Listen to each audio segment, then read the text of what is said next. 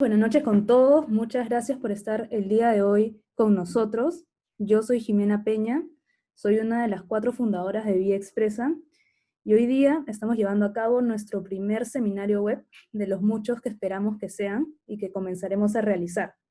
El día de hoy tenemos el honor de contar con 4 ponentes de UDEAL, WWF Perú, Despierta Lima y Conservamos por Naturaleza, quienes cuentan con un montón de experiencia y compartirán desde un tema en específico cada una los retos que existen para lograr una ciudad sostenible y cómo nosotros como ciudadanos podemos sumarnos a este cambio.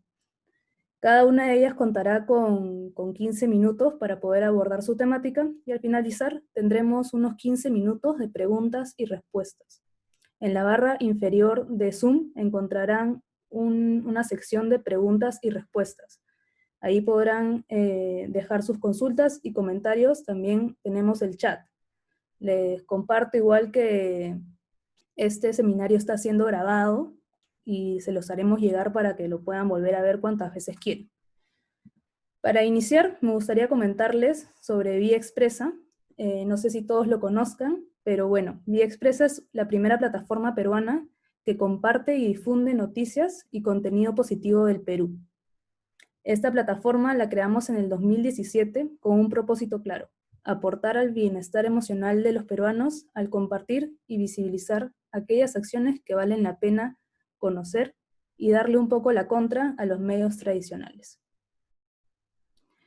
Para comenzar con este primer seminario web, queremos compartir con ustedes un video que hemos realizado sobre lo que significa para cada uno de nosotros esta nueva normalidad, de la que tanto hablamos. These are not three separate devices. Oppan Gangnam Style. Thank you very much. No renuncie a la presidencia de la Stolen my dreams, my childhood with your empty. Fuimos tan rápido, sin preguntarnos a dónde íbamos, porque creímos que nada podía pararnos. Hasta ahora. Declara el estado de emergencia nacional a consecuencia del coronavirus. De repente, los autos se apagaron, los abrazos tomaron distancia y las calles quedaron vacías. Pusimos en pausa planes y rutinas y cada uno en casa comenzó a pensar en lo que vendría. Encerrados, dejamos de correr y nuestra meta se convirtió en una curva que teníamos que vencer. Infectados, muertos y doctores en peligro nos hicieron ver lo que en tanto tiempo no quisimos entender. Que quedarse en casa no es opción cuando no hay plato por comer y que hay muchas familias que ya no llegan al alquiler. Que sin agua y desagüe lavarse las manos es un privilegio y que hay niños que recorren grandes distancias para ir al colegio. Que la violencia no es un problema de cómo vistes o a dónde vas, sino de dónde duermes y con quién estás. Que hemos vivido agitados por el tráfico, la inseguridad y contaminación, en un mundo que hoy reclama lo que alguna vez perdió. Y aunque suene fuerte, descubrimos que el cambio está en nuestras manos, cuando elegimos bien en qué curva nos enfocamos. La curva del tiempo que compartimos en familia, o de los vecinos dispuestos a hacerte las compras del día. Las nuevas ciclovías que se construyen en vías, en ciudades donde no imaginamos que llegarían.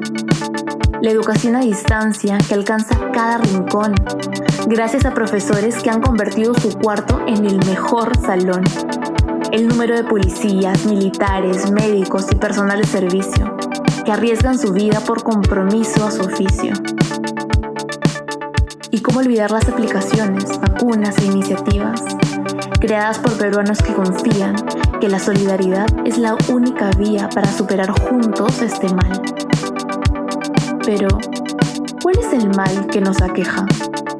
¿Es acaso un virus que nos hizo ver todos los problemas que no quisimos atender? ¿O la normalidad que tanto extrañamos y a la que queremos volver? Las puertas se abrirán y la cuarentena acabará. Y cuando ese día llegue, será momento de preguntar: ¿a qué normalidad queremos regresar?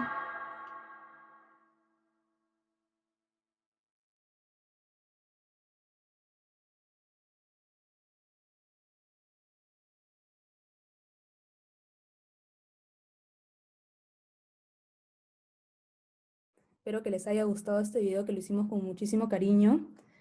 Sin más preámbulo, le doy la bienvenida a María Pía Garaycochea, comunicadora para el desarrollo de la PUC. Ella actualmente trabaja en la Municipalidad Metropolitana de Lima como parte de la iniciativa Limeños al Bicentenario y el programa Lima Mujeres por el Clima, quien abordará el tema de movilidad y transporte. Bienvenida, María Pía. Hola, ¿qué tal? Mi nombre es María Pía Garaycochea y bueno, desde Despierta Lima queremos agradecerles a Vía Expresa por la invitación a este seminario web y del mismo modo saludar a las participantes y agradecer el interés a quienes nos están viendo. Me gustaría iniciar hablando de manera breve sobre Despierta Lima. Nosotros somos un colectivo que nació hace más de 5 años con el objetivo de despertar conciencia sobre la ciudad de Lima y el rol de sus habitantes. A través de intervenciones ciudadanas y de nuestros canales de comunicación, venimos abordando distintas problemáticas relacionadas a la movilidad urbana y cómo podemos movernos de manera más segura y sostenible en nuestra ciudad. También sobre espacios públicos y cómo recuperarlos para el disfrute y el bienestar de los ciudadanos, y también sobre el cuidado del ambiente y la conservación de los ecosistemas tan diversos que tiene la ciudad de Lima. Entre las intervenciones ciudadanas que hemos hecho en el espacio público, hay algunas que nos gustaría destacar en el marco de esta conversación que guardan relación con el tema que venimos a compartir, que es la movilidad urbana en Lima. Una de las primeras intervenciones con las que iniciamos como colectivo fue una carrera de modos en conjunto con la DARS. En este experimento, 3 personas partimos desde un mismo punto haciendo uso de diferentes modos de transporte. Una persona iba en auto privado, otra persona iba en bicicleta y una última iba en bus. El propósito de esta experiencia era desmitificar la creencia compartida por muchos ciudadanos de que en Lima el transporte más rápido y efectivo para llegar a nuestros destinos es el auto, y que la bici como vehículo era una gran alternativa para movilizarnos. Definitivamente los resultados nos dieron grandes indicios de ello. Las personas que iban en bici y en auto llegaron al destino final con 2 minutos de diferencia, mientras que la persona que iba en bus llegó con más de 20 minutos de retraso. A partir de este experimento, comprobamos que la bici era una alternativa de bajo costo y efectiva para llegar a nuestros destinos a tiempo. Sin embargo, que sería un modo de transporte más seguro si la ciudad de Lima contase con una mejor infraestructura vial y si hubiese más respeto por los ciclistas. Otra de las intervenciones que realizamos fue los bicicarros. Con algunos materiales y mucha creatividad, armamos 3 bicicarros y salimos un viernes en hora pico a la avenida Javier Prado. Nos colamos entre los autos y buses con una estructura del tamaño y la forma de un auto, en donde por dentro iba una persona en bicicleta. El propósito de esta intervención fue despertar conciencia en los conductores que llevaban varios minutos atorados en el tráfico sobre la pregunta de ¿por qué si el auto desperdicia tanto espacio lo seguimos incentivando? Y en este mismo sentido, ¿por qué como ciudadanos no tomamos acción cuando se reduce el espacio de las veredas con el objetivo de ensanchar las vías para darle mayor prioridad al transporte privado? En esta intervención partimos de indicadores que nos demostraban que menos carros es más espacio para nosotros, los ciudadanos, más tiempo para uno mismo y principalmente más ciudad para todos. Y la última intervención que quería compartir en el marco de este tema es la intervención que se llamó El peatón es la estrella. Esta intervención la replicamos en 2 avenidas bastante transitadas. Cuando el semáforo peatonal cambiaba a verde, extendíamos una gran alfombra roja sobre las líneas peatonales e invitamos a los transeúntes a pasar sobre ella mientras les aplaudíamos. De hecho, al cruzar, muchos transeúntes nos miraban bastante extrañados. Bueno, el propósito de esta intervención fue despertar en los peatones el derecho que tenemos de cruzar seguros, y en los conductores de autos y buses quisimos reforzar la prioridad que tienen los peatones sobre los vehículos, así como la importancia de respetar los semáforos, las señales y los elementos de seguridad para tener vías que incentiven la caminabilidad. Los problemas y preocupaciones que quisimos abordar a partir de estas intervenciones estaban relacionados a los siguientes indicadores: que en Lima y Callao más del 40% de los viajes que realizamos son viajes cortos, de menos de 30 minutos a una distancia menor de 5 o 6 kilómetros aproximadamente. Asimismo, las condiciones topográficas, como que en Lima es mayoritariamente plana, y las condiciones climatológicas, que tenemos escasas precipitaciones y que también no sufrimos de temperaturas extremas, generan enormes oportunidades para que nos movilicemos en bici, a pie, en scooters, entre otros modos de micromovilidad que son mucho más sostenibles también y cuidan mejor el ambiente. Asimismo, otro de los indicadores que nos pareció bastante importante abordar es que en Lima el 73% de los viajes se realizan en transporte público, y la mayoría de dichos viajes se realizan en modos inseguros e ineficientes como buses, combis, scooters y taxis, incluidos también los informales, ¿no? Bueno, otra cifra que también nos ha generado bastante preocupación es que alrededor del 25% de limeños se demora de 2 a 4 horas en trasladarse de su casa al trabajo. Y esos tiempos se van incrementando año a año, afectando de forma desproporcionada a la población de menores ingresos que viven sobre todo en las periferias de la ciudad.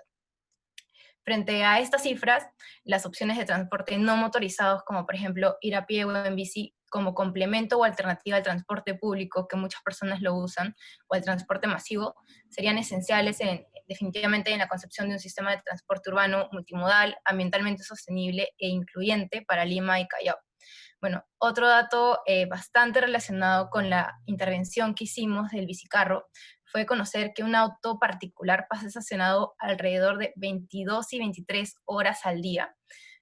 A pesar de esa cifra, son muchas las personas que dejan sus autos tirados en la vía pública, ¿no? Entonces hay muchos gobiernos locales que tienen que invertir muchísimo dinero en estar sacando esos autos de las plazas, de los parques, y de los espacios públicos, y para poder brindárselos nuevamente al ciudadano. Bueno, en el marco de esta pandemia y a partir de las medidas de confinamiento y aislamiento, definitivamente no podemos hacer incidencia hoy en día en el espacio público, pero ello no ha quitado que podamos desarrollar contenido que llame a la acción. Es por ello que a través de Internet desarrollamos con Lima Cómo Vamos una encuesta a partir de la que elaboramos el informe Los efectos del COVID en la movilidad de Lima y Callao. Antes de mencionar algunos resultados que han revelado cambios importantes en los modos de transporte en gran parte de los encuestados, luego de estos 3 meses de cuarentena, me gustaría destacar que esta encuesta es un estudio exploratorio con una muestra no representativa. Asimismo, fue elaborada con el objetivo de conocer de qué manera cambiarán la forma de movilizarnos en nuestra ciudad. En relación con la pregunta ¿cómo cambiarán los modos de transporte?, la encuesta evidencia que el 56% cambiará de modo de transporte luego de esta cuarentena, mientras que los modos más activos de movilidad como bicicleta, a pie, en scooter, son los que recibirán mayor cantidad de migración que provienen los usuarios, sobre todo del transporte público colectivo. El 32% de las personas que usaban transporte público antes de la cuarentena indicaron que después de esta etapa de aislamiento se moverán en bicicleta, mientras que el 11% de aquellos que usaban el auto también dijeron lo mismo. Los modos que pierden pasajeros, en definitiva, son los del transporte público. Solo el 20% de los que iban en combi, bus o cúster dijeron que seguirán usando estos modos después de cuarentena, mientras que los corredores complementarios perderían 79% y el metropolitano un 75% de usuarios que dijeron movilizarse en estos modos antes de esta pandemia. Otro de los resultados que nos gustaría compartir es en relación con el uso de la bicicleta. Los resultados de la encuesta señalan que los hombres pasarán a modos más activos en mayor proporción, mientras mayor porcentaje de mujeres planea quedarse en casa. En relación con la actitud hacia el uso de la bicicleta por sexo, cabe destacar que las diferencias en las cifras porcentuales muestran en definitiva que en Lima y el Callao el acoso, la violencia que sentimos las mujeres en la ciudad es un fuerte desincentivo para considerar el uso de la bicicleta como un medio de transporte. Bueno, en relación con los desincentivos para usar la bicicleta, Finalmente, en cuanto a la percepción de la seguridad, el 67.2% de los encuestados se sienten muy inseguros ante la falta de ciclovía, y un 62.5% temen sufrir accidentes de tránsito, que son aspectos que guardan bastante relación con la necesidad de implementar infraestructura vial para estos modos de transporte no motorizados, que vemos que es algo que poco a poco se está dando. Pero también se necesita muchísima educación vial. Por otro lado, un 34.3% de los encuestados les desmotiva llegar sudados o cansados al trabajo. En definitiva, ello nos indica que se necesitan incentivos y facilidades para subirnos a la bici, para caminar mucho más, como por ejemplo el tener duchas en los trabajos, el poder ir al trabajo también en ropa cómoda, o también contar con espacios para poder cambiarnos. Bueno, luego de los resultados destacados es momento de regresar a la pregunta inicial sobre a qué normalidad queremos regresar. Para poder contestar esta pregunta es necesario mencionar que por normal nos solemos referir a lo habitual, a una realidad que se ajusta a ciertas normas preestablecidas. A partir de ello es necesario cuestionarnos bajo qué normas de convivencia queremos seguir compartiendo nuestra ciudad. ¿Qué prácticas habituales queremos tener como ciudadanos? Bueno, aterrizando un poco más al tema que hemos abordado ahorita en esta presentación, nos hemos preguntado cómo queremos movilizarnos en nuestra ciudad. A lo largo de estos 5 años que llevamos como colectivo, siempre quisimos mostrar a la ciudadanía que hay varias formas de movernos que merecen especial atención, pues son mucho más sostenibles y nos ayudan a generar más comunidad y tener una ciudad más segura. Las restricciones tomadas por el gobierno, mediante las cuales se limitó el uso de auto privado, ha generado que los ciudadanos vivamos mucho de los problemas de la ciudad que conocíamos, pero que no identificábamos como propios. El aislamiento y el distanciamiento físico nos ha llevado a reconocer que el derecho a movernos nos da muchísimas oportunidades y a cuestionarnos la importancia de lo local, sobre todo cuando en medio de toda esta incertidumbre no hemos logrado acceder a un centro de abastecimiento o a un centro de salud cercano. Esta pandemia nos ha mostrado en definitiva la importancia de los barrios compactos y surtidos de servicios esenciales, en donde los espacios públicos y las vías para movernos de manera segura caminando o en bici son esenciales. Nos ha llevado a darnos cuenta que el modelo bajo el cual Lima se viene gestando va en dirección a la formación de una ciudad dormitorio, en donde llegamos a casa solo a descansar, más no a disfrutar ni de la familia ni de nuestro barrio, porque en muchos casos los servicios públicos son escasos o deficientes. Esta nueva normalidad es un buen punto de inflexión para no seguir en la misma dirección y empezar a recuperar la ciudad y sus espacios públicos en beneficio del peatón y en beneficio también del ciclista, con el objetivo de mirar a una ciudad mucho más compacta, resiliente y sostenible. Es un momento clave para que como ciudadanos despertemos, seamos más responsables, colaboremos, formemos, pero también exijamos ciudades más resilientes, sostenibles y con modos de transporte seguros, conectados y con espacios y servicios públicos de calidad. Bueno, para terminar, quisiera invitarlos a seguir nuestras redes, en donde podrán conocer el informe mencionado, así como las iniciativas en las que hemos venido desarrollando algunos esfuerzos y también en las que participamos constantemente. Gracias. Excelente, muchas gracias, María Pía. Le damos la bienvenida ahora a María José Arguedas, quien es licenciada en Comunicaciones para el Desarrollo. Ella cuenta con experiencia en gestión de proyecto e investigación cualitativa en conservación voluntaria, interculturalidad, educación y género. Ella el día de hoy nos hablará sobre ambiente y gestión de residuos. Bienvenida, María José. Hola a todos, muchas gracias por este espacio de Vía Expresa. Voy a compartir mi pantalla que tengo en presentación. Bueno, vengo a hablarles un poco sobre Conservamos por Naturaleza. Conservamos por Naturaleza es una iniciativa que es parte de la Sociedad Peruana de Derecho Ambiental y que nació hace más de 5 años como un sueño de involucrar a una comunidad de personas que se quieren quedar con los brazos cruzados, que quieren hacer un cambio, ¿no? quieren generar, que quieren transformar. Yo creo que todos estamos en este seminario por esa razón, porque tenemos las ganas de transformar, tenemos ganas de cambiar la sociedad en la que estamos, de generar una nueva normalidad. Entonces, Conservamos busca generar acciones estratégicas para conservar, que generen impacto y que sean sostenibles. Eso, primero, mediante más producción y consumo sustentable. Por esta pandemia nos hemos dado cuenta, por estar más tiempo en casa, que generamos más residuos. Inicialmente, hace 8 años, se hizo la primera edición de Hazla por tu playa. De repente algunos lo conocen, han participado como voluntarios o voluntarias. Hazla por tu playa es una campaña de limpieza de playas, ecosistemas acuáticos y humedales. Este año, en la edición 2020, que se realizó en marzo, en 2 días se recogieron 23 toneladas de desechos.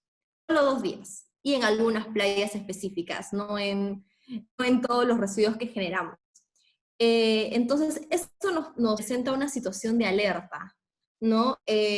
Necesitamos generar conciencia social de los residuos sólidos que estamos consumiendo. Tenemos que tomar una postura en torno a la cantidad de basura que generamos en el día a día y que le dejamos al ambiente. Si pueden ver las fotos, la primera es todo eso se encuentra en la playa, increíble. En ese sentido tenemos que ver qué postura queremos tomar, ¿no? En primer lugar, interpelarnos a nosotros mismos desde nuestros hogares y desde los espacios en los que nos desarrollamos. Primero, antes de apostar por reciclaje, apostar por la disminución del máximo posible del uso de de residuos descartables innecesarios. Comprar cosas que a veces tienen demasiadas bolsas, demasiados empaquetajes, consumimos más de lo que podemos utilizar y más de lo que necesitamos utilizar. Entonces depende de nosotros y de nosotras como ciudadanía decidir qué voy a consumir, ¿no? Tomar acción y tomar conciencia en torno a un consumo que sea realmente sustentable con el ambiente.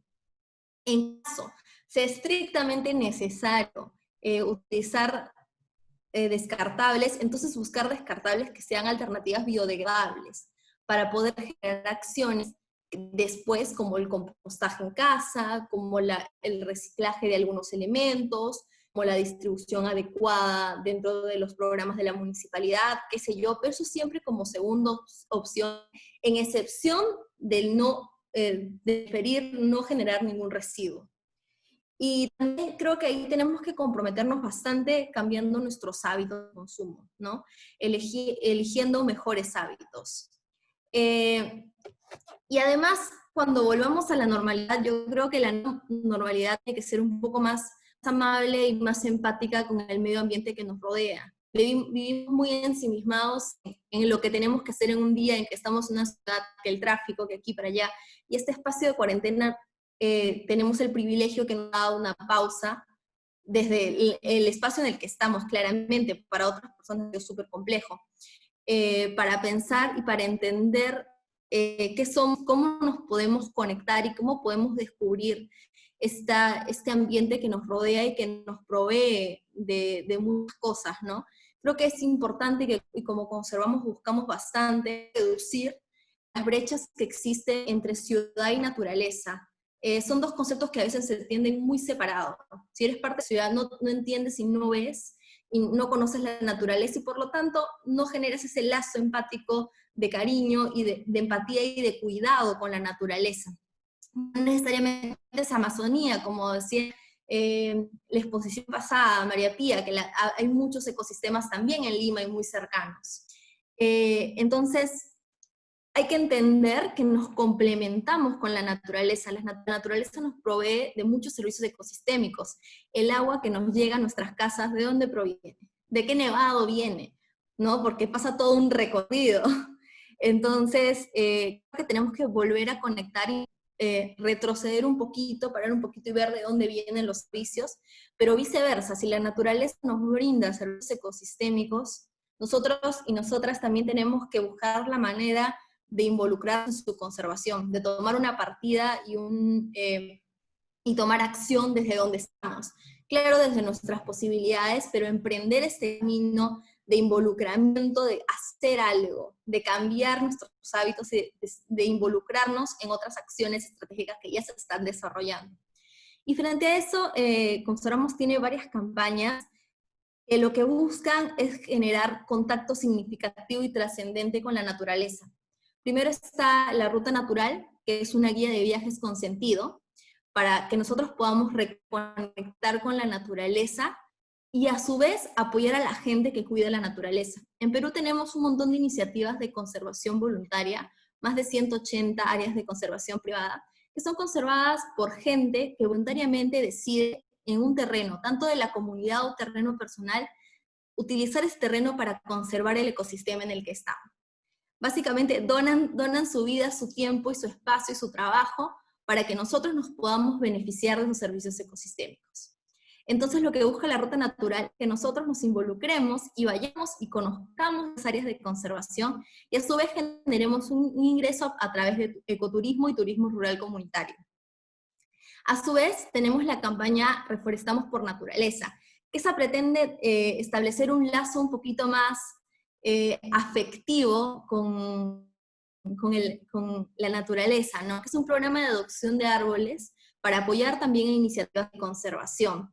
Tenemos ahorita 8 iniciativas de conservación, tanto en Amazonas, como en la red de Oxapampa, en Loreto, en San Martín, donde se empadronan árboles adultos que tienen alto valor biológico y que son parte del ecosistema, y la persona que adopta puede tener su certificado que tiene exactamente geográficamente dónde está el árbol, y puedes ir a visitarlo, y puedes regalarlo a alguna persona que quieres, o a alguien que acaba de nacer, o a alguien que nos dejó. Entonces, eso genera un tipo de conexión a tierra a través de un programa que va a apoyar la reforestación, y además, con ese programa, se genera un fondo para que estas iniciativas de conservación puedan seguir sosteniéndose, porque no reciben ningún apoyo del Estado. Entonces, es una manera de apoyar en eso, ¿no?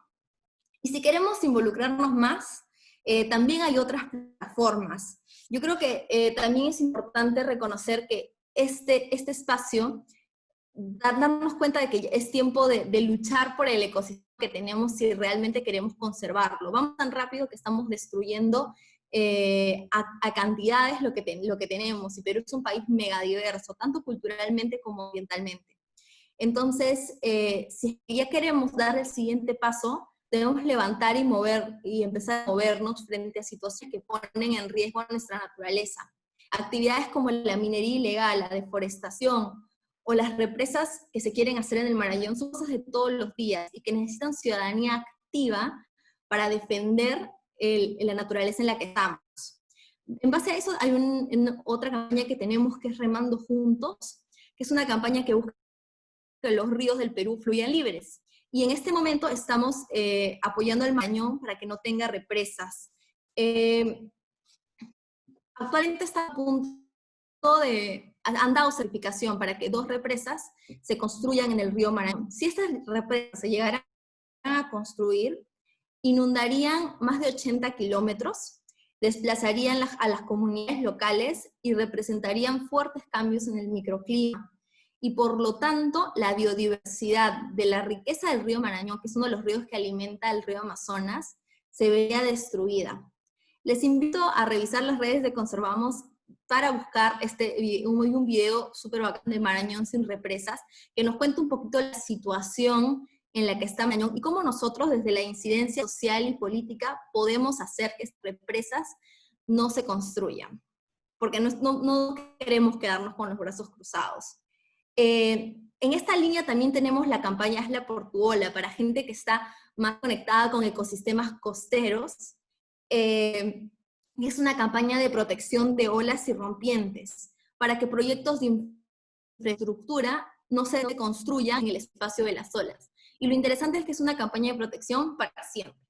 Una vez que conservas una ola, ya nadie puede destruir ese espacio, ¿no? Y así queremos lograr que más naturaleza esté conservada por ciudadanos, desde los formatos y desde las herramientas que se pueda. Y bueno, ya para ir cerrando la presentación, creo que lo que tenemos que ponernos a cuestionar y a interpelar es cuál es el reto cuando regresemos a la normalidad, ¿no? Primero, ¿qué es normalidad? Sí, y si queremos regresar a ser una presencia destructiva, porque en este momento estamos siendo una presencia humana destructiva. Y si estamos siendo eso, ¿cómo podemos cambiar a ser una presencia humana realmente regenerativa? ¿No? ¿Y qué significa ser una presencia humana regenerativa? Primero, reconciliarnos, reconciliación con la naturaleza, entender que somos parte de diferentes ecosistemas, ¿no? Y que nosotros y el ambiente somos uno, por así decirlo, y somos uno más que está dentro del ambiente. También reconciliarnos con el espacio que nos rodea y con las personas y con las diversidades que nos rodean. Luego, relocalizar, ¿no? Volver a lo local, apostar por lo local, apostar por las pequeñas iniciativas y apostar por el cambio desde cada una de las casas y desde el día a día.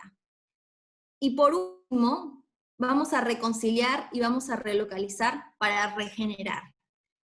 Así como apuntar a cambios más sistémicos, apuntar a replantear necesidades como colectivo, qué cosas tenemos que cambiar como sociedad, qué cambios tenemos que generar para poder no volver a la antigua normalidad, sino crear una realidad que reconstruya, ¿no? Que reconcilie, que relocalice y que regenere. Bueno, les invito a sumarse a la comunidad Conservamos.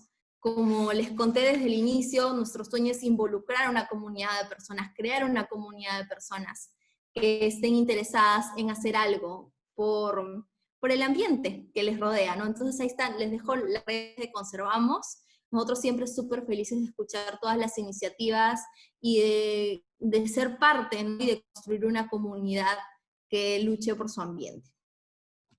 Muchas gracias. Muy interesante la presentación. De hecho, me voy a sumar a alguna de esas iniciativas que has compartido. Ella es María del Carmen Hamhachi, quien es tesista de Geografía Urbana de la PUC. Ella es investigadora en el Grupo Interdisciplinario de Investigación en Ciudades y Territorios Urbanos In Situ PUC. Es integrante activa de UDEAL, la colectiva urbana y del Grupo de Trabajo Claxco Pensamiento Geográfico Trípico Latinoamericano. Ella el día de hoy nos va a hablar sobre vivencia y espacio público. Bienvenida, María del Carmen. Buenas noches con todos. Agradezco la invitación de parte de UDEAL y también saludo a las compañeras que me están acompañando esta noche.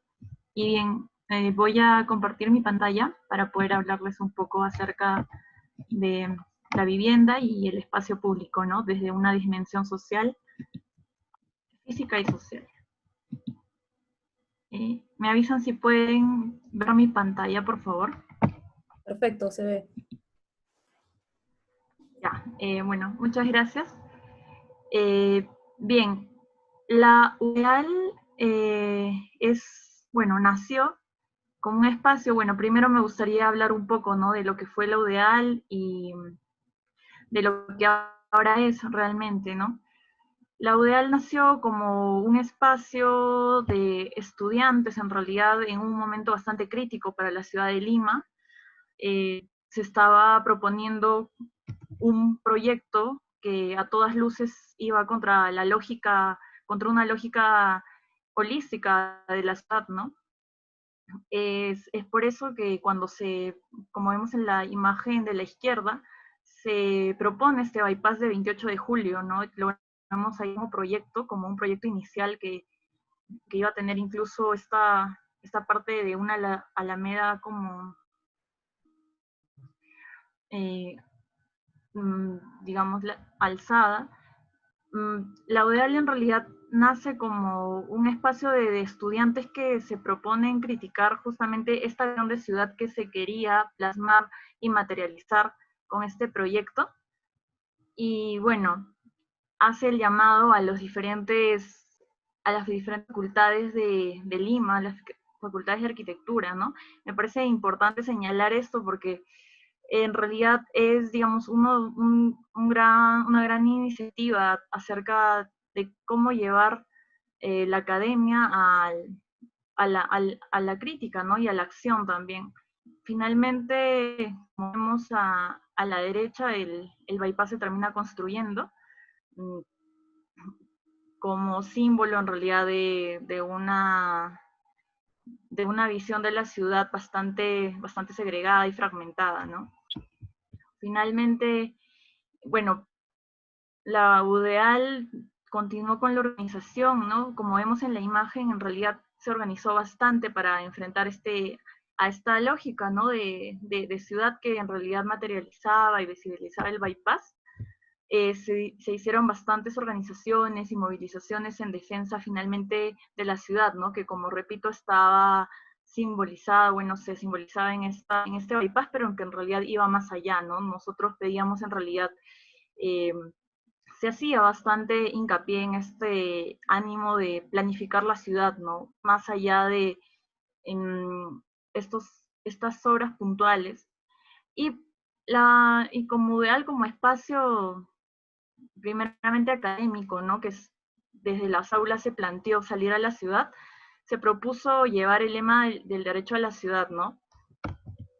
Y en esa línea y en estas luchas también nos encontramos con varios vecinos ya organizados en los diferentes distritos de Lima, ¿no?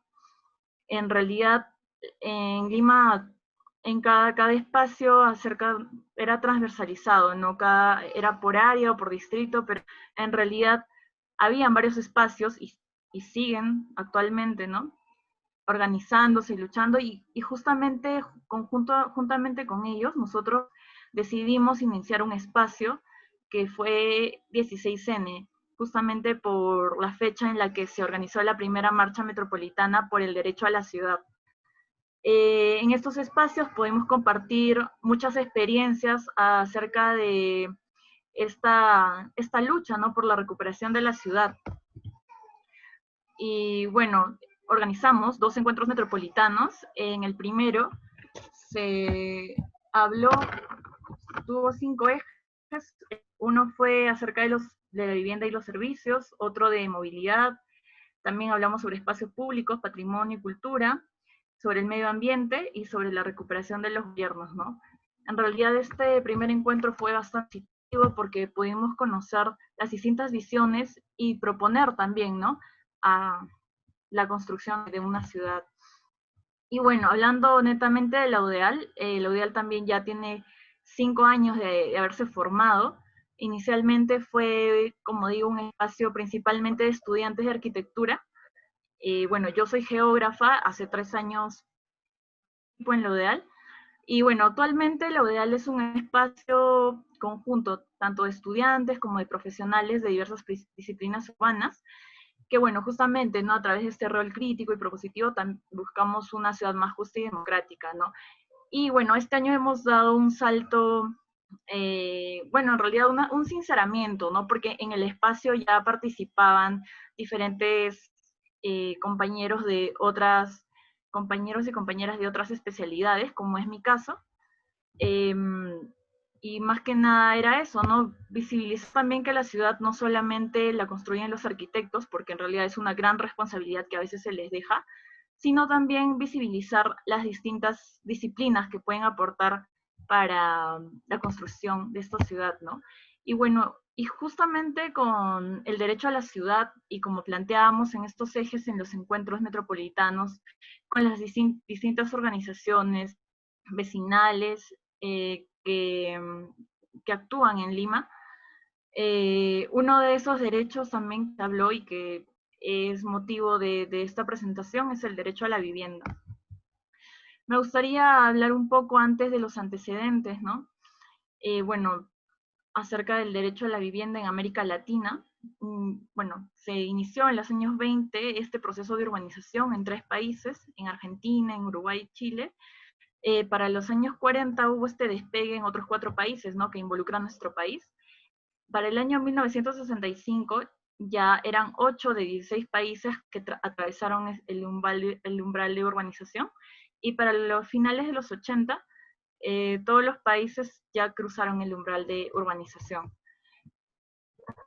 Pero bueno, si bien se cruzó este umbral de urbanización, ¿cuál es el déficit? ¿No? La pregunta es esa, ¿cuál es el déficit de vivienda en América Latina? ¿no? Es decir, ¿cuántos hogares no cuentan con un techo para vivir actualmente o cuántos habitan en viviendas de mala calidad? Bueno, en el Perú tenemos un déficit de más de 1.800.000 viviendas. Somos el tercer país en Latinoamérica con el mayor déficit de viviendas.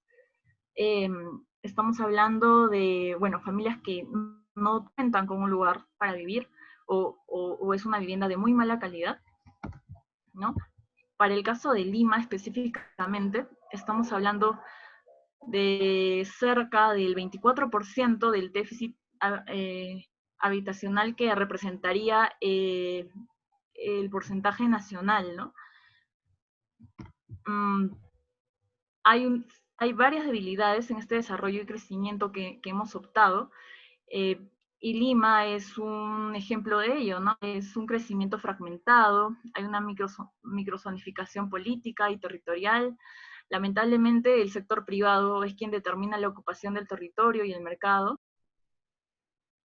Hay un desarrollo horizontal de las ciudades, no hay una verticalización, la densificación también.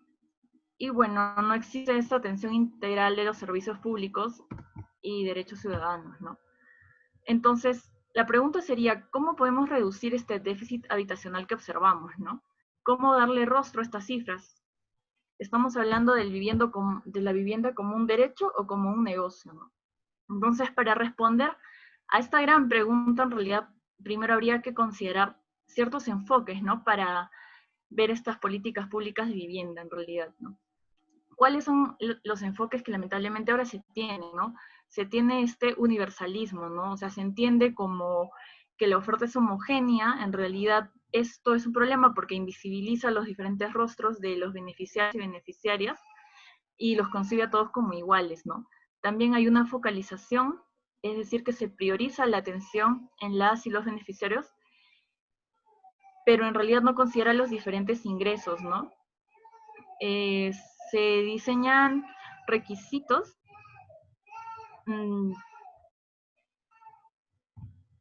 que hagan posible una tendencia a la vivienda sin discriminación. Bueno, hay una falta de equidad en realidad, ¿no? Bueno, algunas lecciones que podríamos tomar del caso de Lima Metropolitana. Bueno, voy a mencionar algunos porque en realidad son varios. Creo que, por ejemplo, en realidad tenemos un enfoque que se centra mucho en la vivienda, en el lote, ¿no? No estamos viendo una construcción de toda la ciudad. Por otro lado, estas políticas, los proyectos de vivienda en realidad se entienden como políticas, pero no están, en realidad no van a terminar con los principales problemas como son el tráfico de tierras o el tráfico de suelo, ¿no? En realidad el derecho a la vivienda no es todavía un derecho constitucional. Por otro lado, lamentablemente, bueno, la cuestión de vivienda no solamente, claro, si bien queremos que sea un derecho constitucional, tampoco es dejarle la gran responsabilidad al Estado, ¿no? Sino que en realidad justamente, y en eso apunta también esta intervención, es justamente en apuntar la participación ciudadana, ¿no? Pero una participación ciudadana realmente activa. Y ahí habría que preguntarnos, ¿realmente construimos ciudad? Bueno, desde la Municipalidad de Lima, bueno, se dice bastante, se habla de participación ciudadana, pero en la realidad esto queda como un concepto triado, ¿no? Hay muchas debilidades y que se pueden ver en Lima, ¿no? Las decisiones no son vinculantes, lamentablemente los presupuestos participativos están capturados, no hay una participación homogénea, ¿no? Pero, digamos, ¿cuál sería el camino, no? ¿Cuál es el camino para justamente recuperar este derecho a la vivienda? Bueno, me gustaría decir que en realidad nuestras ciudades van a ser realmente democráticas cuando nuestra participación sea determinante y vinculante, es decir, cuando esta participación ciudadana realmente sea una realidad, ¿no? cuando tengamos poder sobre estas decisiones. Este camino para hacer efectivo el derecho a la ciudad, ¿no? El buen vivir, el derecho a la vivienda, es largo, ¿no? Pero en realidad, y desde UDEAL también es un espacio donde insistimos, ¿no? En no quedarnos callados, sino también proponer, cuestionar, pero sobre todo seguir organizándonos en realidad. Como lo hemos visto, en realidad ya existen organizaciones vecinales que siempre están pendientes de lo que pasa en sus barrios, ¿no? Y justamente cuestionan esto. Bueno, quisiera finalizar la intervención hablando un poco sobre el derecho a los espacios públicos, ¿no? Creo que tengo unos minutos todavía.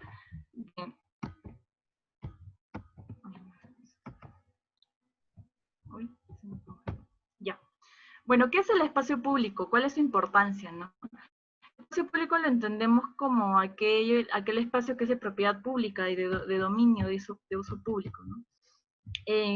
¿Cuáles son las características del espacio público? Bien, en el espacio público en realidad es un lugar donde nosotros podemos fluir, podemos encontrar este anonimato. En realidad podemos pasar desapercibidos, no podemos caminar sobre él, pero en realidad vemos que también el espacio público nos condiciona, ¿no? Si bien es un espacio que, como vemos aquí, podemos disfrutar, en el cual nos podemos como perder o invisibilizar un poco, en realidad también vemos que es un espacio al que no es totalmente público, finalmente, ¿no? Que hay espacios a los que no podemos acceder, que hay espacios que lamentablemente son públicos, pero actualmente se han privatizado, ¿no? Y me gustaría apuntar aquí un poco lo que dice Jacobs acerca de las calles y las aceras, ¿no? Que en realidad son los principales lugares públicos de la ciudad. Bueno, a veces los espacios públicos se confunden solamente como estos parques o áreas verdes, pero en realidad los espacios públicos son también las calles y las aceras, ¿no? Y para ellas son los órganos vitales, ¿no? De la ciudad.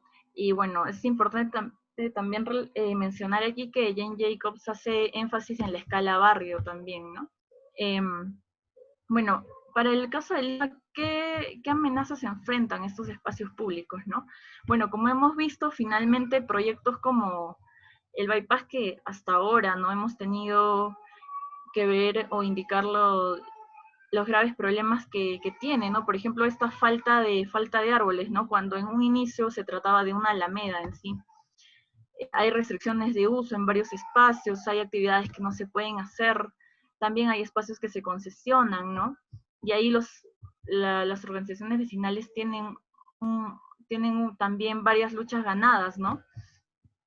Bueno, hay un tema de corrupción, pero bueno, para responder a la pregunta, ¿no? ¿A qué normalidad queremos llegar? ¿A qué normalidad queremos volver en realidad, no? Y como apuntaban anteriormente, en realidad, bueno, normal, en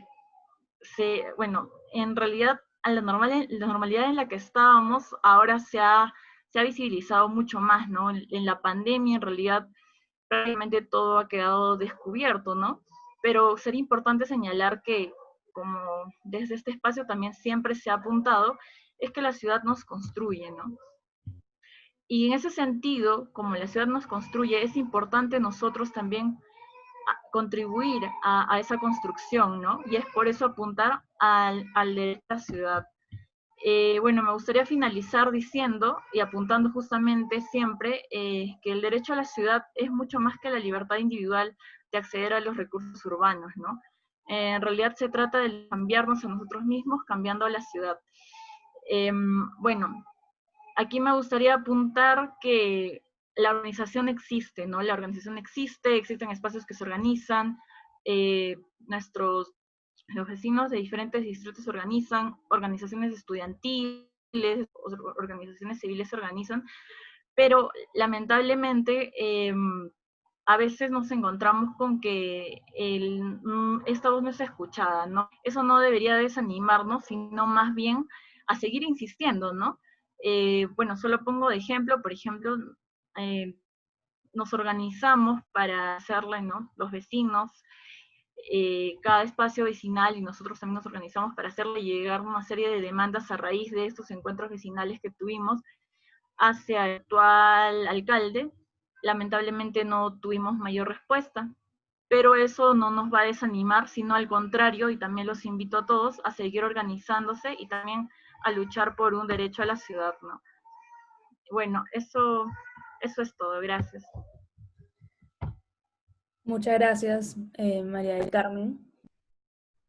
Bueno, finalmente, antes de que pasemos a las preguntas, tenemos a Mariela Canepa. Les voy a compartir mi pantalla, un segundo. No tengo presentación.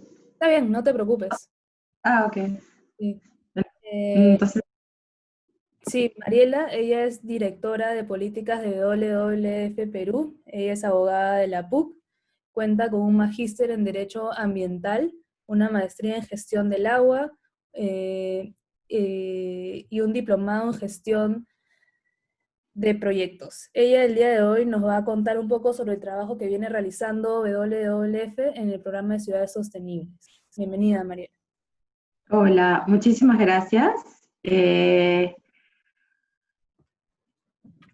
Cuando recibí la invitación, dije, voy a ser maratónico. De verdad creo que tengo como 6 webinars, 4 webinars, 3 llamadas el día de hoy. Siento que he empezado como largo y lo único que he tenido es una computadora y una cámara que me mira. Estoy un poco agotada, pero voy a traer toda la energía que me suele acompañar, pero estoy bastante agotada. Solo quiero decirles que soy directora de políticas de WWF, pero cuando acepté la invitación, les quiero traer como información de los diferentes niveles en los que me muevo. Si bien es cierto, soy directora de políticas y por ende tengo un seguimiento a los procesos globales, pero también hago seguimiento a los temas de ciudades. Hemos creado una plataforma con Periferia, que es una empresa consultora que trabaja gestión urbana, y WWF, en calidad de punto focal de cambio climático, decidimos crear una plataforma para fortalecer la gestión local con una visión y evidentemente con un enfoque en cambio climático. Bastante ambicioso, ¿no? En su momento cuando quisimos hacerlo, y no tuvimos mejor idea que juntarnos y que es nuestro socio, AMPE, la Asociación de las Municipalidades del Perú. No queríamos crear una plataforma de alcaldes, ya hay varias ahora, C40 y CLEI grandes, globales, regionales, el pacto de gobernadores. Entonces dijimos, yo creo que mejor fortalecemos una de las plataformas a nivel nacional, y con AMPE estamos trabajando. Entonces, he mirado un poco el día largo que he tenido, y he mirado el script que me mandaron, no sé, 10 días antes, que creo que ha sido el script para el video que nos mostraron al inicio, y he podido sacar como las 4 preguntas que tiene el video, y voy a tratar de resolver las preguntas desde mi punto de vista, de mi experiencia, de lo que hago en WWF. Entonces así, por eso dije, no voy a hacer ninguna presentación y voy a tratar que esto sea como más fluido, y voy a definitivamente resolver las preguntas. Veo 4 preguntas. La primera es como, ¿cuál es el mal que nos aqueja? La otra pregunta ¿es acaso un virus que nos hizo ver todos los problemas que no quisimos atender? La tercera es, ¿a la normalidad que tanto extrañamos? Hay una normalidad que extrañamos, y a la que o es la normalidad que tanto extrañamos, a la que queremos volver. Y la última, que termina, y creo que todas las género femenino ha sido potentazo, 100% de las expositoras han sido mujeres. ¿A qué normalidad queremos regresar? Me encanta que hayan escogido Conservamos con la Naturaleza. Veo a María Pía, no sabía que estás metida en una plataforma de sociedad civil. Te conozco como parte de la Municipalidad de Lima, me parece genial. Hazla por tu playa, he trabajado con ellos hace unos años atrás, o sea, me parece genial que me hayan antecedido estas experiencias. Y yo lo que les traigo es como, antes, me voy a poner a inicios de la cuarentena, o sea, cuando todavía estábamos en el normal, marzo, primeros días de marzo. ¿Qué pasaba en el mundo y qué pasaba en el Perú? Yo digo, y voy a responder a qué nos aquejaba, ¿no? En ese momento, hasta el 16 de marzo que empieza la confinación y evidentemente el estado de emergencia se declara.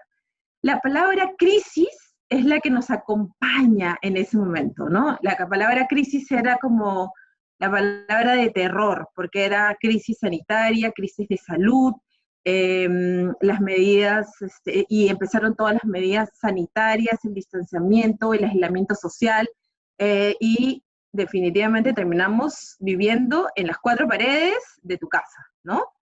Pero yo trabajo temas ambientales desde mucho tiempo atrás, no voy a decir cuántos porque parece que se van a asustar, pero realmente tengo bastantes años trabajando temas ambientales. Soy abogada, pero nunca trabajé en lo típico de abogado, sino siempre estoy metida en la biopolítica.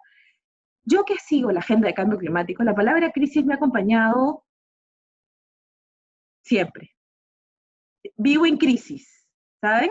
Porque al inicio de mi carrera yo trabajaba los temas de biodiversidad y seguía el convenio de biodiversidad biológica. Y ahí la crisis era la reducción y la pérdida de biodiversidad que sigue siendo constante.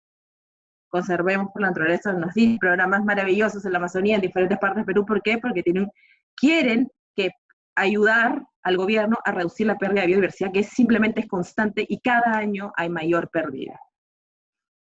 Que trabajo en temas de cambio climático, y entonces la urgencia climática y la crisis climática es la que nos acompañaba en marzo y de unos años atrás, ¿no? El calentamiento global es parte de nuestra vida, y lo que aclama a la sociedad civil, a los gobiernos, es que tengan más ambición en los compromisos climáticos. Primero, que se comprometan, y los otros que ya se comprometieron, incrementar la ambición. ¿Por qué? Porque hay una meta de temperatura. Y además, para nosotras, o sea, para mi equipo y principalmente para mí, aparece esta crisis sanitaria. O sea, la palabra crisis la podría yo o sea, es como, la veo y yo creo que es como mi normalidad, ¿saben? O sea, que en un momento digo, qué horror. ¿Qué me aqueja? Yo dije, creo que la palabra crisis me aqueja en el trabajo que hago. Y digo, ¿qué problemas no hemos querido atender? Me ponen, ¿no? Entonces yo dije, ¿qué problemas no hemos querido atender? Y yo le digo, bueno, lo vuelvo a traer a mi realidad en este contexto. Ahora, y las que están trabajando en temas ambientales saben que hay una sucesión y hay una cantidad de reuniones internacionales por los diferentes las convenciones, la de cambio climático, la de biodiversidad, y de estas plataformas que trabajan con alcaldes, C40 y CLEI. Hay un mare magno de reuniones que lo que apuntan es a buscar compromisos para reducción de emisiones de cambio climático, para pérdida de biodiversidad. Todas esas reuniones están suspendidas. Entonces, si yo quiero responder a la pregunta, ¿qué problema no quisimos atender? Me pongo a pensar y digo, mira, qué interesante este contexto de COVID-19. A ningún negociador los están dejando viajar. O sea, nadie va a viajar para seguir los procesos de negociación. ¿Qué significa en este año? Porque este año era el super year.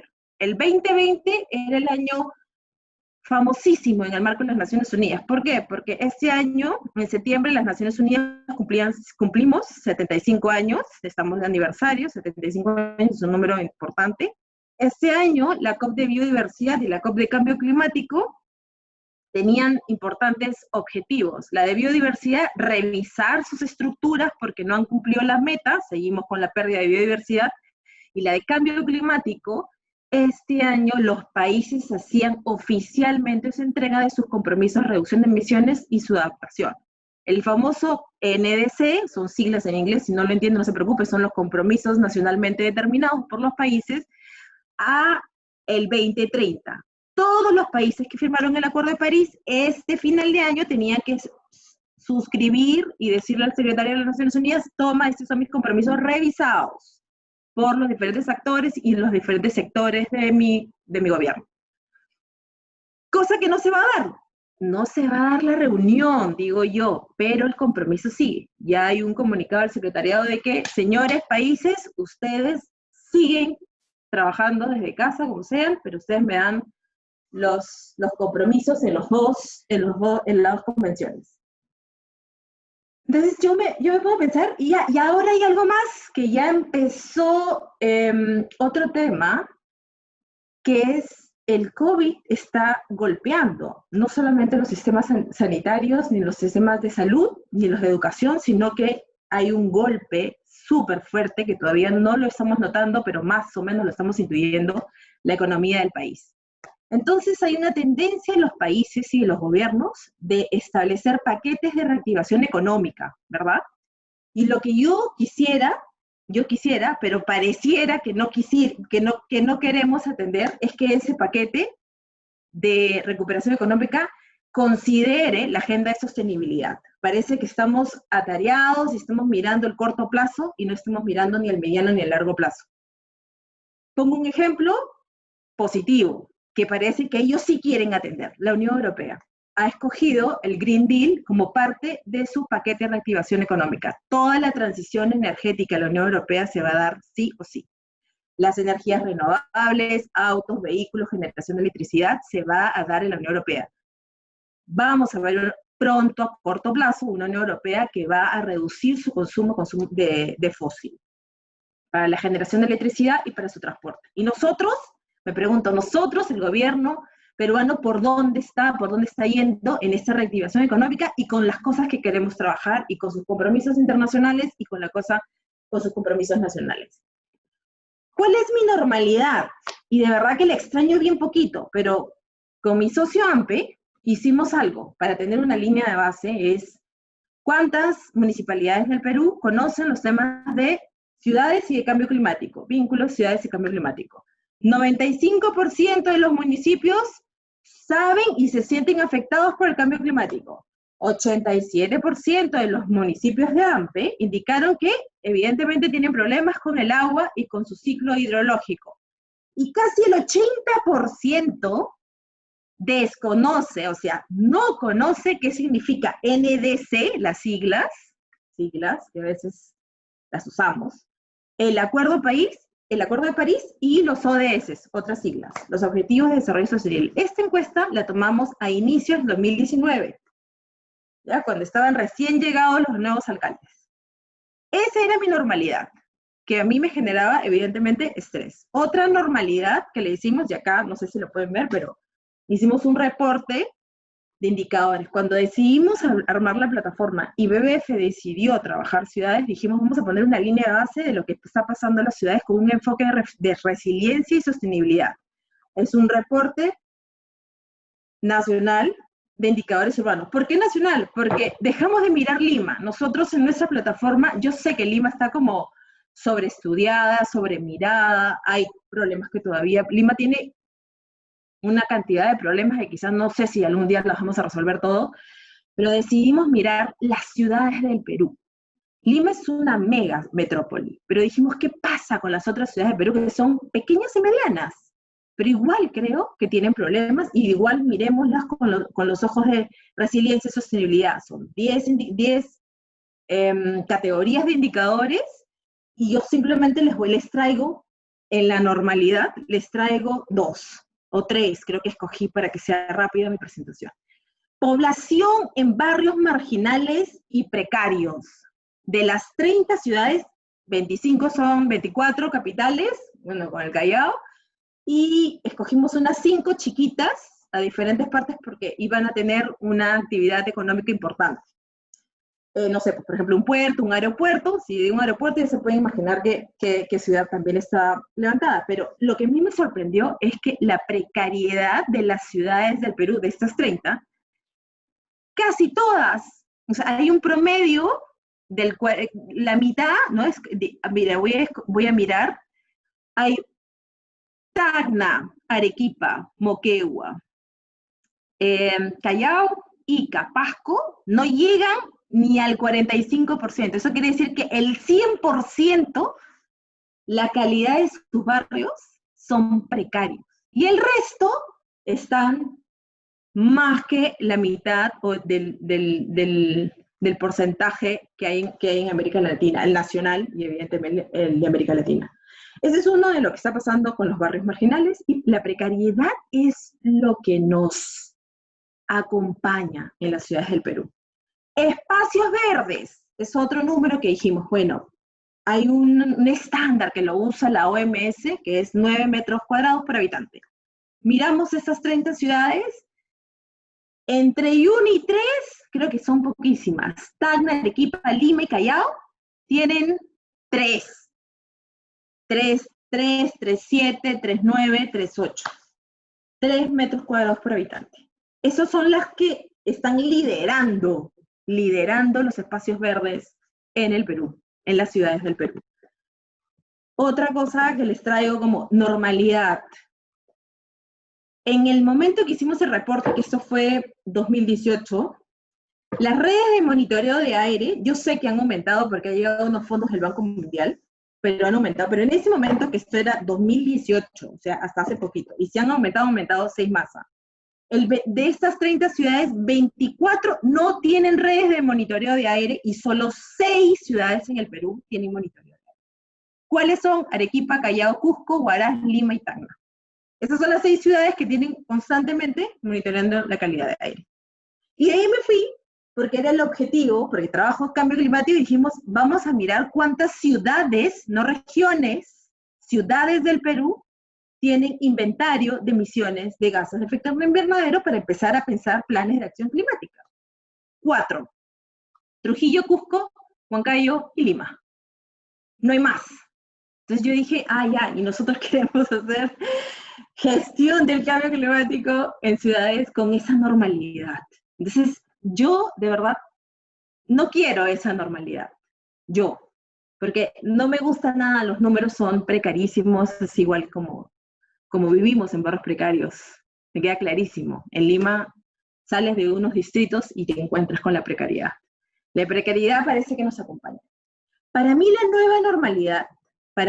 nueva normalidad en ciudades sería encontrar ciudades que trabajan y protegen la infraestructura natural, que recuperan ecosistemas, que son capaces de habilitar más áreas verdes públicas, que son capaces de arborizar la ciudad, pero no de manera intuitiva, y no porque están cumpliendo una promesa electoral, sino porque han mirado su territorio, lo están gestionando y usan la arborización para cubrir los espacios verdes y fortalecer las áreas frágiles y los ecosistemas frágiles. Lo más interesante, porque nos hemos apuntado, y yo creo que lanzamos el año pasado, fuimos como, se nos ocurrió de verdad que acercarnos al CERFOR, porque uno pensará que el CERFOR tiene competencias solamente en la arborización en las zonas rurales o en la Amazonía. Mentira, son la entidad que debería establecer un marco normativo de arborización urbana también. No existe. Entonces dijimos, ok, vamos a lanzar una campaña con alcaldes, y lanzamos una campaña, ¿verdad? Humilde fue el número, 10 millones de árboles urbanos al 2021. Al Bicentenario queríamos llegar con nuestros 10 millones. Y yo ahí le agradezco al alcalde Muñoz que dijo, me gusta, y dijo, yo sumando y restando al 2021 voy a sembrar 2 millones de árboles. El de Machu Picchu, yo 1. El de Ayacucho, 1. No crean que tuve muchos alcaldes, tuve 9 o 10. Y con ellos hemos sumado casi 4.9 millones, 9 millones de árboles urbanos. Entonces mi nueva normalidad, me encantaría, porque son noticias, que me encantaría que esas noticias, que las tengo, y que si quieren visiten la página web de miciudad.p, Jauja, cosecha de agua y reforestación en el distrito. Un árbol por habitante en Tahuamanu. Si no conocen Tahuamanu, póngale, Tahuamanu, Amazonía. Usualmente en la Amazonía creen que porque están cerca a todo el bosque y a las áreas naturales protegidas, las ciudades están llenas de cemento. Quieren sembrar árboles en las ciudades. Otra cosa que me encantaría que sea la normalidad, que ya existe, áreas de conservación, las lomas. Las lomas de Lima están contribuyendo a la adaptación al cambio climático de Lima. Parece perfecto. Algo que pasa en Miraflores que muy poca gente lo conoce. Hay un insectario en Miraflores que lo que usa en Miraflores, usan los insectos para polinizar flores. me encanta, así fortalecemos lo verde. Arequipa se pone verde, tiene una campaña de reforestación gigante también, y Ayacucho, otro, que decide mirar la arborización para reducir su vulnerabilidad y evidentemente reducir el tema de las olas de calor, la incidencia solar y ver toda la capa de los árboles. Esa me gustaría que sea mi normalidad. Y hay otra cosa que me encantaría ver las ciudades, que empiecen a adaptarse al cambio climático, empiecen a mirar lo verde como captura de carbono, poco, mucho, no importa, todo cuenta en ese momento. Que la calidad de aire que hemos vivido en este momento se mantenga. ¿Eso qué quiere decir? Transporte público diferente. Ya lo han mencionado mis anteriores expositoras, ya lo han mencionado. Y la calidad de aire vinculado a salud. Si las partículas y la contaminación de aire aumenta, estoy segurísima que los problemas de salud y de vía respiratoria se dañan más. Y con este contexto COVID, imagínense, tenemos otro problema más. ¿Cuál sería para mí una cosa interesantísima que la vengo escuchando desde el Convenio de Diversidad Biológica y ha calado a cambio climático? Las soluciones basadas en la naturaleza, que hacen por fin pues una solución, evidentemente con retos sociales y con unos indicadores que cada vez el concepto todavía está en evolución, todavía no hay indicadores para medir, pero tiene que tener un reto social. Si hay algo que trabajo con la naturaleza, para que pueda esta solución ser una medida de mitigación y también puede ser una medida de adaptación. Ese famoso Joint Mitigation Adaptation, eso es lo que representan las soluciones basadas en la naturaleza.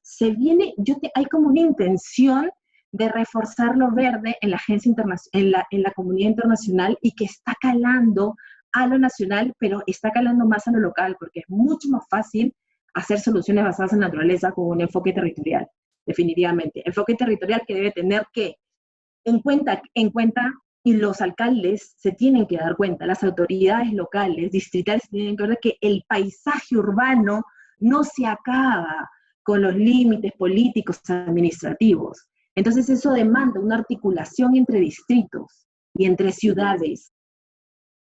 Pero eso es como que chino mandarín, ¿no? Esto es mío, lo mío parece, lo mío, esto no, aquí no te metas tú. Y eso creo que tiene que cambiar. Entonces, para mí la nueva normalidad debería tener 4 cosas, y con esto acabo, espero, porque estoy pasadita de tiempo. Una atención conjunta entre la biodiversidad, el cambio climático y el contexto COVID. Que esos 3 se junten, porque la palabra crisis, y perfectamente las soluciones que existen en este momento pueden ser parte de la agenda de sostenibilidad para esta recuperación económica.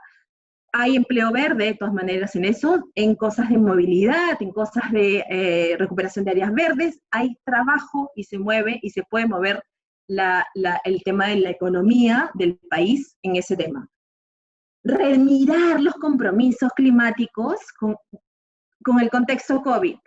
María Pía trae, el tema de la movilidad va a ser diferente, la bicicleta va a ser un medio, el scooter también va a ser un medio de transporte, la gente tiene que cambiar sus trabajos o vivir cerca donde están sus trabajos, tu inmediato tiene que ser otro, no puedes tomar distancias grandes para movilizarte porque lo que tenemos que reducir son los contagios, o lo que tenemos que reducir es que tu salud no se vea disminuida, sino lo que tú tienes que, evidentemente, subir tu sistema inmunológico, pero también tener un medio ambiente que relativamente te pueda colaborar y dar los diferentes servicios que necesitas. La energía es un tema que no aparece todavía en las ciudades. Todavía estamos todos 100% conectados a la red. No, hay un porcentaje, que el 93% de peruanos estamos conectados a la red, pero no solamente es conectado a la red.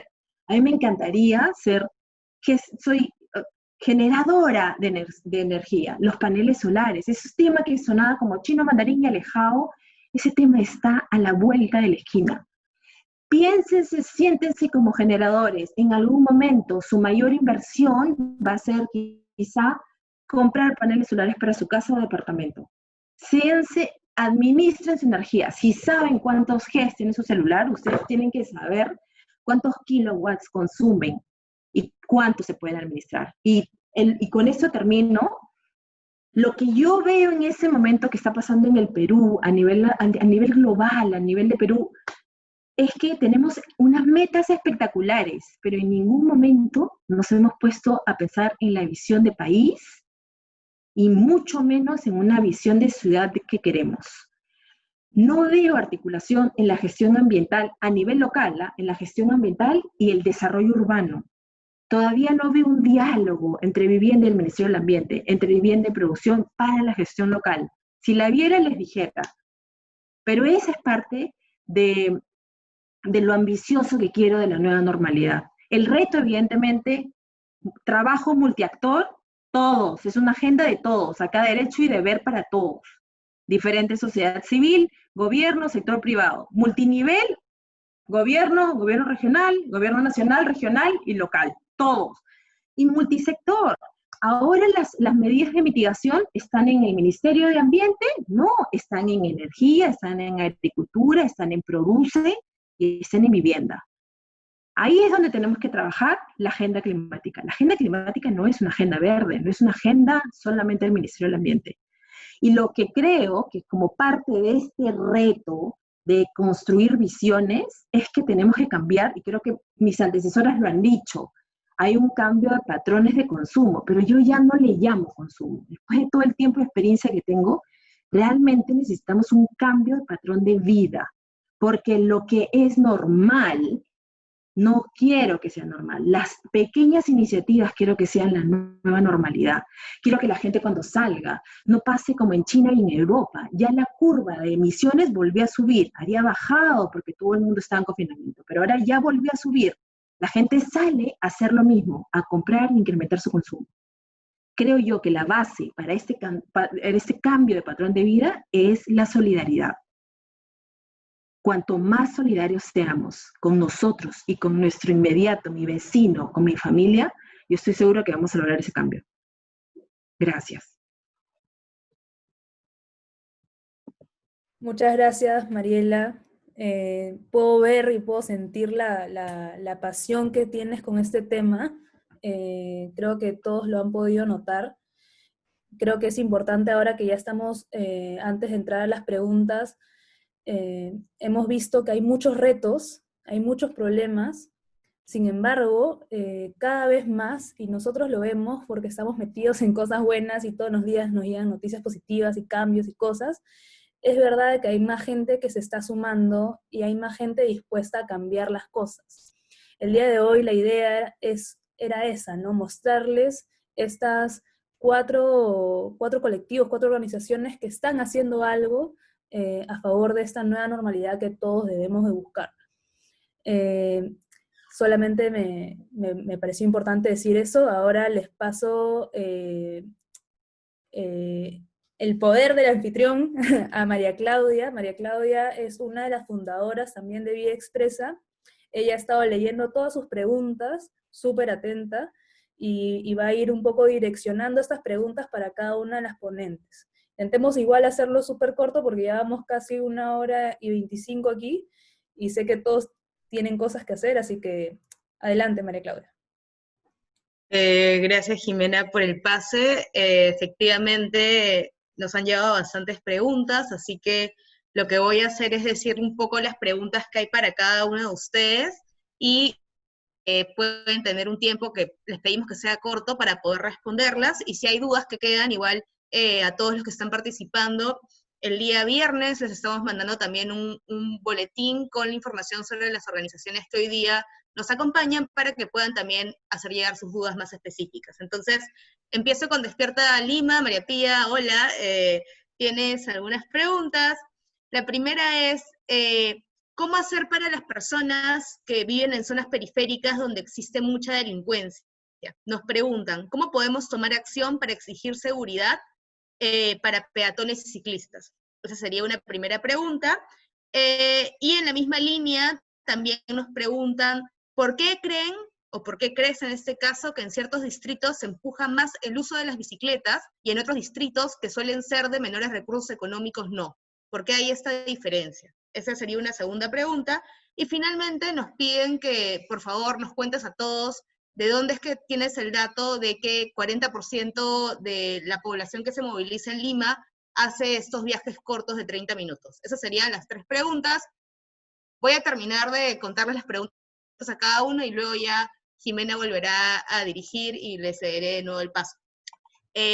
A María José tenemos 3 preguntas.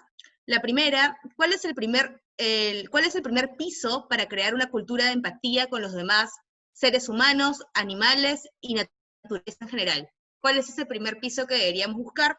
La segunda pregunta, ¿qué acciones se pueden promover a nivel local, desde el barrio o desde la comunidad, para instalar prácticas de convivencia equilibrada por la naturaleza? O sea, ¿qué está dentro de nuestro contexto más local para poder generar un cambio?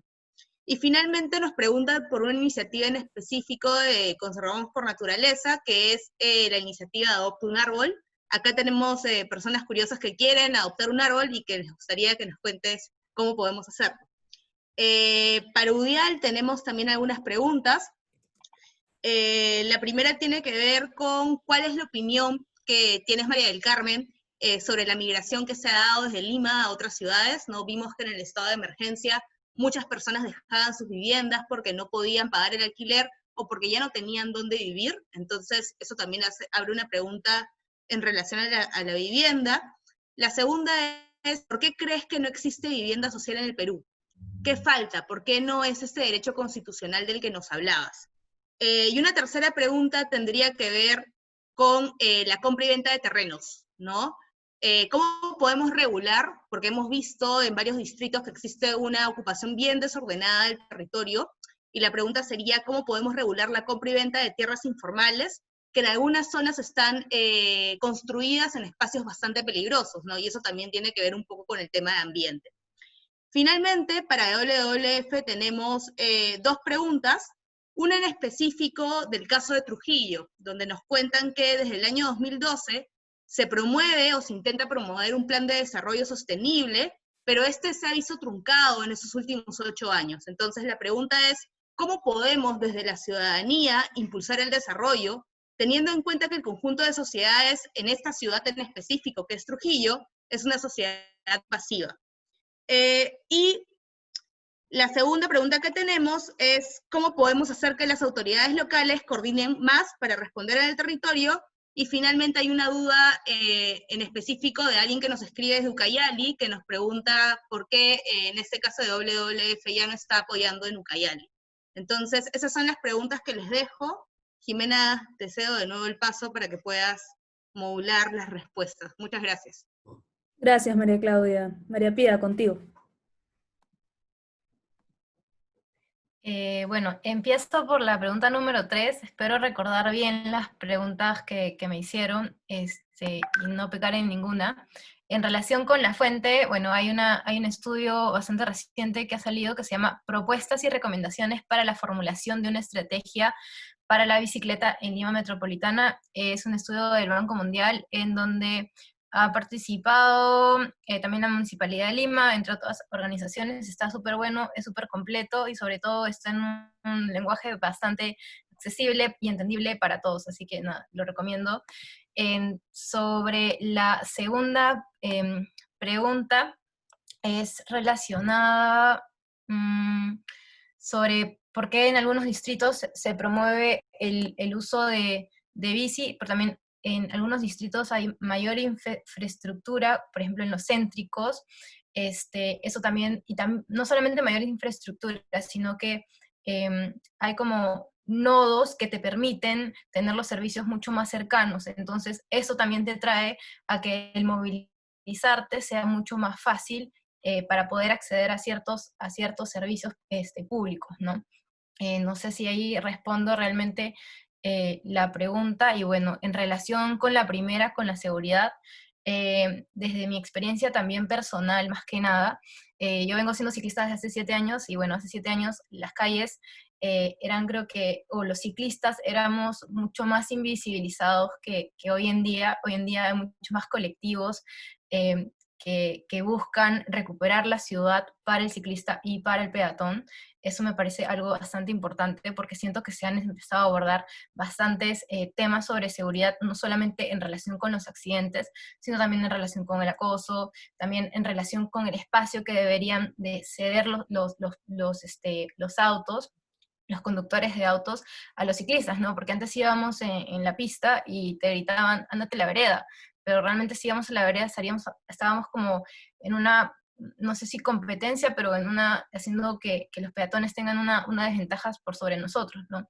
Entonces, nada, en el tema de seguridad, una de las cosas que considero que es bastante importante es que mientras más ciclistas y más peatones seamos en las calles van a empezar a ser también mucho más seguras.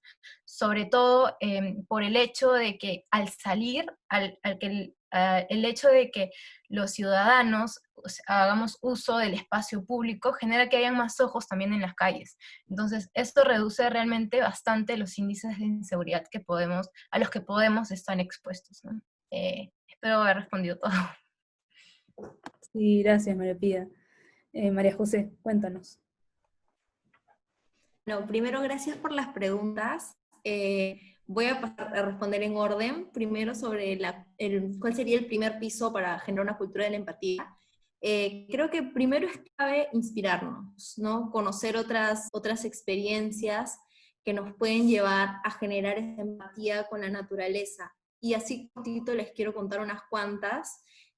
Por ejemplo, la historia de Eduardo Jackson, que es una persona que tiene un área de conservación privada, estuvo trabajando en IBM toda su vida y un día decidió irse a Oxapampa y en un pequeño terreno decidió hacer un área de conservación pequeñita, hace ecoturismo ahí y es más feliz de lo que ha sido como en toda su vida, ¿no? Entonces, o por ejemplo la Asociación de Tablistas de Lima, que ahora se ha organizado para conservar una de las olas que más utiliza, o de áreas de conservación comunal de la comunidad de los Chilchos, que está en Amazonas, que tiene un potencial increíble en las montañas, tiene una laguna impresionante, y en un momento decidió conservar y apostar porque ese espacio nadie lo vulnere, ¿no? Entonces yo creo que primero es inspirarnos con experiencias que ya están.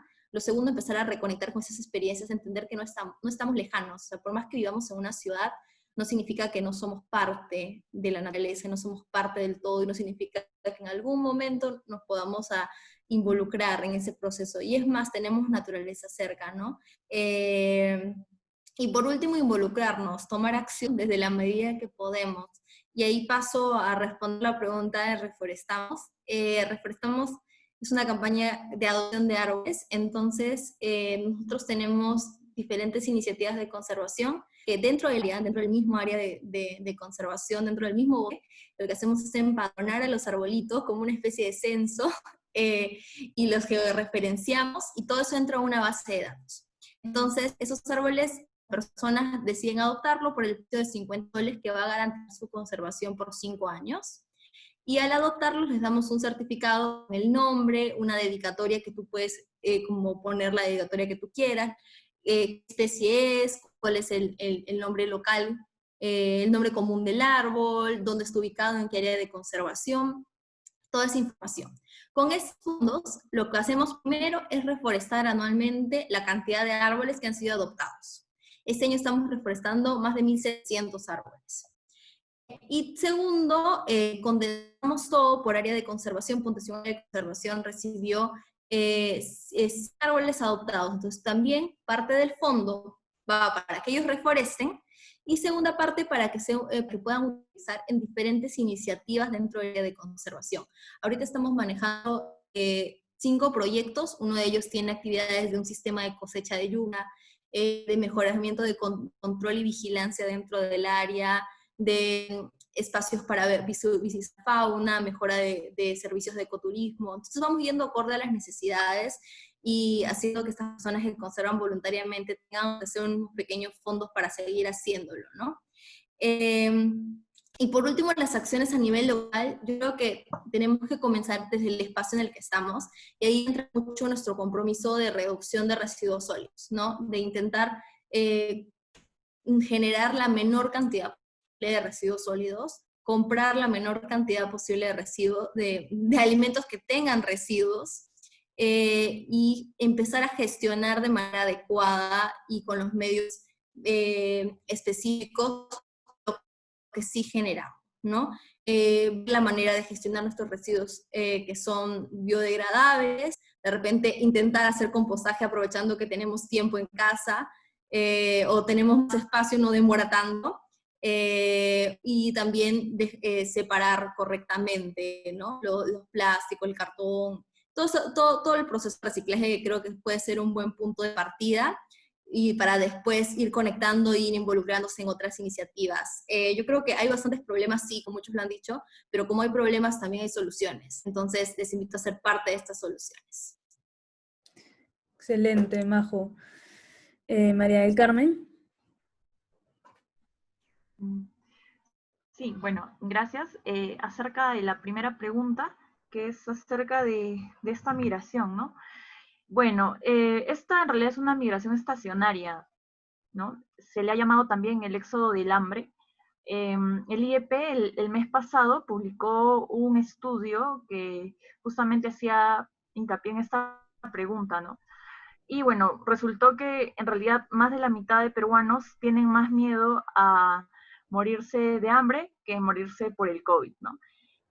Entonces, bueno, como vemos, hemos sido arrastrados a la ciudad por falta de servicios, por falta de oportunidades de trabajo, etcétera, y vemos ahora en este contexto de crisis cómo nuevamente tenemos que regresar a nuestras ciudades por justamente buscar estas redes de apoyo, por buscar nuevamente subsistir principalmente, ¿no?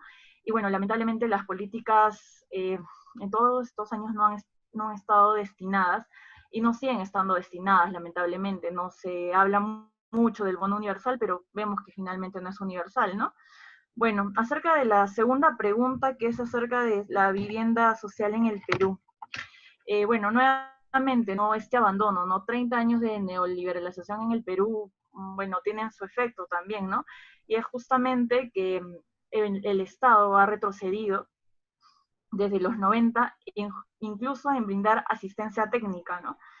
Por ejemplo, tenemos el programa Mi Vivienda, justamente se presta muchas veces para lucrar con este tema de la vivienda, ¿no? Y bueno, es una contradicción total si queremos hablar de vivienda social, ¿no? Y finalmente, acerca de la pregunta de compra-venta de terrenos en zonas irregulares. Bien, es interesante porque justamente apunta a esta urgencia y necesidad, ¿no? De una ley de regulación del suelo urbano y también de los terrenos, ¿no? Esta justamente podría hablar y darnos alcances acerca de esta limitación en la zonificación, en dónde podemos urbanizar, ¿no? Esto justamente para que en realidad ni traficantes ni alcaldes puedan lucrar, ni tampoco inscribir estos terrenos en pendientes o en zonas que son de alto riesgo y de manera irregular también, ¿no? Bueno, ahí apuntar que básicamente la planificación, ¿no? Y la regulación del suelo son vitales para poderse hablar de vivienda social, ¿no? Bueno, eso sería de mi parte. Gracias. Gracias, María del Carmen. Mariela, cuéntanos. Gracias. Mira, yo desde la experiencia que tengo, ahora trabajo en una ONG. ¿Cuánto tiempo tengo en BBF? No es mucho tiempo, 4 años, pero mi experiencia profesional ha sido trabajar más en gobierno. Y de verdad que a veces les recomiendo pasar por el gobierno de sus diferentes niveles. Si en algún momento tienen la necesidad o les parece interesante, háganlo. Porque vivir la gestión desde un funcionario público, se van a dar cuenta que hay muchas limitaciones y que a veces la buena voluntad no llega a ponerse como en efecto, pero hay muchísimo trabajo que se hace que a veces no es visibilizado, porque a veces nos gana más los temas de corrupción que los temas que realmente se van moviendo en la agenda. Yo soy miembro de la Comisión Ambiental de Miraflores y yo de verdad te digo que la pregunta era, ¿qué pasa en Trujillo? Porque hay una participación pasiva. Pues esa participación pasiva no solamente es de Trujillo. En Lima también sucede. Y en un distrito como Miraflores, que dirán, no, Miraflores sí, hay participación activa, no lo digo, pero hay muchas reuniones, y yo me imagino que eso debe ser casi el común de las diferentes municipalidades, donde los miembros de las comisiones no asisten a las reuniones. Y tenemos ausencia y a veces no tenemos ni quórum. Y a veces tenemos que suspender la reunión cuando estamos viendo temas de calidad de aire, cuando estamos viendo temas de monitoreo, de ruido. Parece como que esos temas no son sexys. No sé qué pasa, pero de verdad, yo les digo, la única manera de ver la gestión de las ciudades de una manera diferente es de dejar de exigirle las cosas al gobierno. Porque ahorita los gobiernos, o sea, y me voy a ir al gobierno local, la gente no está pagando impuestos. La gente no suele pagar impuestos. A la gente le cuesta pagar su impuesto a la renta y sus arbitrios. Y ese es el motor y la caja chica para que el gobierno te brinde los servicios, el gobierno local. Entonces, si nosotros no estamos acostumbrados a ser un ciudadano que cumpla, el exigir como que a veces nos queda grande, pero promuevo una exigencia a todo plan. Yo soy abogada y he estado, desde la universidad he exigido derechos, pero lo que me he dado cuenta en el tiempo es que a la par que exijo derechos, exijo deberes, y me tengo que exigir a mí como persona de cómo puedo ser mejor ciudadano. Si yo quiero participar y tener una mejor ciudad sostenible o una ciudad diferente al 2050 o al 2030, tengo que yo empezar a tener mucho más participación en la gestión local. Hay mecanismos, la gente no los conoce. Hay que acercarnos y nos van a dar la información para poder tener esos mecanismos. Evidentemente, usualmente, tienes que estar organizado, usualmente, pero también hay espacios para el ciudadano que opine. Hay mecanismos de transparencia, hay que usarlos. Y si alguna vez, y creo que esto de la chica que me antecedió, el alcalde, ya sea el alcalde Muñoz, no te responde, yo te recomiendo que vuelvas, insistas, mándale una carta de nuevo por mesa de partes y le insistas. El señor alcalde tiene que responder todas y cada una de sus cartas, todas. Y si no, activas la Defensoría del Pueblo, porque hay un artículo y hay un principio de la gestión del acceso a la información. Tú tienes que tener respuesta, y si no, ahí está María Pía que te puede ayudar. Todas las cartas tienen que ser respondidas, y si no te responden, vuelve e intenta de nuevo. Y articulación entre actores sociales, actores locales. Me dicen, Mariela, ¿cómo podemos tener la articulación entre actores? Porque evidentemente creo que yo traje el enfoque urbanístico, el paisaje hay que respetarlo y cómo podemos articular. Pero no solamente articulación para gestionar el territorio, a veces también hay que buscar articulación para el acceso de fondos. O sea, los fondos es importante para gestionar el territorio en muchos de los casos. Y creo que eso no se genera, eso sí es cierto. No hay o sea, lo que genera el gobierno, o quizá, y ahí las autoridades de finanzas, es una competencia por un acceso a los fondos públicos. No hay iniciativas, hay muy pocas iniciativas de articulación entre dos gobiernos regionales o entre dos ciudades que pretendan gestionar el territorio o un ecosistema, por ejemplo. Hay muy pocas. ¿Por qué? Porque amerita retos, amerita pensar diferente, amerita gestionar el territorio diferente, amerita a soltar tu soberanía del territorio y a gestionar diferente. Entonces yo me imagino que el grueso de las personas que me escuchan, lo único que les digo, con esto cierro, si queremos tener ciudades diferentes, tenemos que ser ciudadanos diferentes y tenemos que hacer una gestión diferente. O sea que es que si estamos por una vereda, tenemos que pasar a la siguiente. Y para eso tenemos que ser innovadores. Cuando uno a veces entra al gobierno, se vuelve como más tradicional, pero eso no quiere decir que no dejes de ser innovador. El reto está en todos nosotros, desde donde estemos, local. Si yo quiero ser un ciudadano de a pie y quiero apoderarme de mi calle o de mi barrio, pues hazlo. No necesitas al alcalde. Gracias. Muchas gracias, Mariela. Bueno, en verdad eso ha sido todo por el día de hoy. Muchísimas gracias a todas las personas que se han conectado y se han mantenido estas casi 2 horas con nosotros. Para simplemente cerrar, esperamos que estén muy bien en casa, estén seguros, estén a salvo, estén con salud. Y por último, contarles que se vienen más seminarios. Estamos preparando uno sobre salud mental. Creo que justo cuando inició este seminario, la primera pregunta fue ¿cómo puedo lidiar con el duelo? Justamente sobre eso vamos a hablar. Así que estén atentos a nuestras redes. No sé si las chicas quieren despedirse. Ok, bueno, yo sí, muchísimas gracias. Espero que haya sido lindo, que haya quedado perfecto. Me encanta que estemos todas unidas y conectadas con el tema. Gracias, hasta luego, bye. Chao. Gracias por la invitación, hasta luego, buenas noches. Chao, gracias, hasta luego. Bueno, gracias por la invitación y gracias a todas las personas que se han quedado hasta ahora y que han estado súper interesadas en el tema. Ha sido un gusto. Perfecto, ya saben que si tienen algo que quieran compartir, alguna buena noticia, alguna historia por contar, estamos todo el equipo de Vía Expresa dispuestos a escucharlos y a ayudarlos a visibilizar cada acción que sume. Así que nada, muchísimas gracias y cuídense todos.